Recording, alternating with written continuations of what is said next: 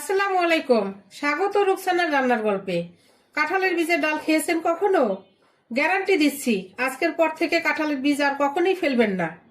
এত মজার হয়ে থাকে এই ডাল, আপনি না খেলে বিশ্বাসই করবেন না। তো চলুন শুরু করি।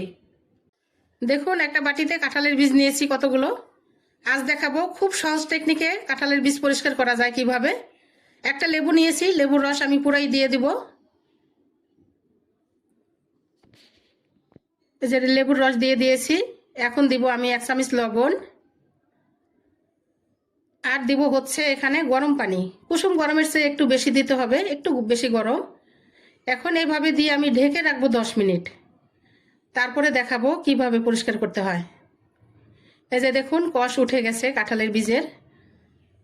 এই যে একটু ডলা দিলেই কিন্তু উঠে যাচ্ছে। এখন আমি একটা বোতল নিব, বোতলের মধ্যে সব বীজগুলো ঢুকিয়ে দিব। এখনো যারা আমার চ্যানেলে নতুন আছেন সবাই সাবস্ক্রাইব করে বেল আইকনটি বাজিয়ে রাখবেন, আর বেশি বেশি শেয়ার করে দিবেন। এই যে দেখুন, এভাবে বোতলে ঢুকিয়ে একটু পানি দিয়েছি এবং বেশি কিছুক্ষণ ধরে ঝাঁকিয়ে নিয়েছি। দেখুন সব বীজগুলো কিন্তু উঠে গেছে, মানে চোকলাগুলো উঠে গেছে। আর একটু একটু আছে, এটা কিন্তু হাতে কষলিয়ে কয়েকবার ধুয়ে নিলেই পরিষ্কার হয়ে যাবে। এই যে দেখুন, এইভাবে কষলিয়ে কষলিয়ে আমি কয়েকবার ধুয়ে নিব। এই যে কয়েকবার ধুয়ে নিয়ে আসছি।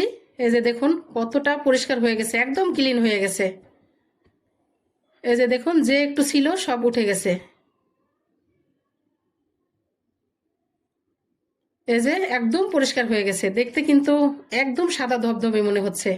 এখন একটা পাতিল নিয়েছি, আমি পাতিলে ঢেলে দিলাম।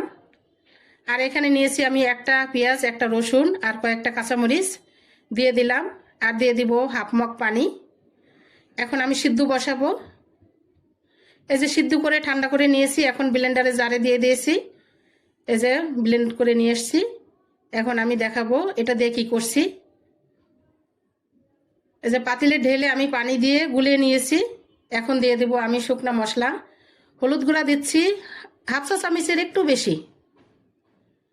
এখন মিশিয়ে নিচ্ছি ভালো করে। এ পর্যায়ে জালটাকে অন করে দিতে হবে। এখন দিচ্ছি হাফ চা চামচ ধনিয়ার গুঁড়া, দিয়ে আবার মিশিয়ে দিব ভালো করে। আমি আর কোনো মশলাই দিব না।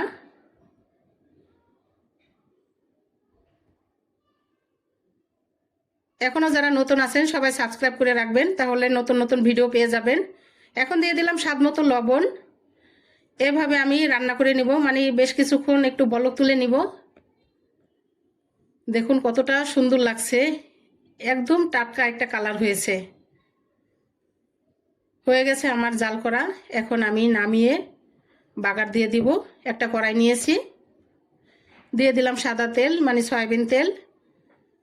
আর এখানে দিয়ে দিলাম একটু পেঁয়াজ আর রসুন কুচি। এখন এটাকে আমি নেড়ে চেড়ে ভেজে নিব, লাল না হওয়া পর্যন্ত। আপনার কিন্তু যে কেউ যে কোনো ভালোবাসা দিয়ে, মানে মন মতো একটা কিছু রান্না করলেই কিন্তু একটা রেসিপি হয়ে যায়। রান্নাটা কিন্তু একটা শিল্প। এখন দিয়ে দিচ্ছি 2টো তেজপাতা আর একটু জিরা।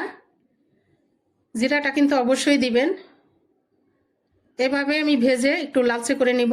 এই যে লালচে হয়ে গেছে, এখন দিয়ে দিচ্ছি ডাল বাগারে। অনেক সুন্দর একটা ঘ্রাণ বের হয়েছে, আর খেতে এত অসাধারণ হয়েছে। আমরা সবাই চেটেপুটে খেয়েছি। খেয়ে কিন্তু আমি ভিডিওটা দিয়েছি। দুপুরের খাবার বিশেষ করে অনেক ভালো লাগছে। আপনারা অবশ্যই যারা যারা এখনো খাননি ট্রাই করে দেখবেন, এটা যে কত মজা লাগে আপনারা না খেলে বুঝতেই পারবেন না। এই যে দেখুন হয়ে গেছে বাগার দেওয়া, কতটা আকর্ষণীয় লাগছে। আর আমি আরও কয়েকটা কাঁচামরিচ দিয়েছি, এটা দেখাইনি। কাঁচামরিচ একবার দিয়েছিলাম অবশ্য, সেটা ব্লেন্ড করে দিয়েছি। এখন আরও কয়েকটা দিয়েছি, এটা একটা ঘ্রাণ বের হবে, সুন্দর লাগবে, দেখতেও ভালো লাগবে। এই যে হয়ে গেল আমার কাঁঠালের বীজের ডাল। এই যে পরিবেশন করলাম, দেখুন কতটা সুন্দর লাগছে। যেমন দেখতে সুন্দর তেমন খেতেও সুন্দর হয়েছে, ভালো হয়েছে। সবাই ভালো থাকবেন। আজ এই পর্যন্তই। আল্লাহ হাফেজ।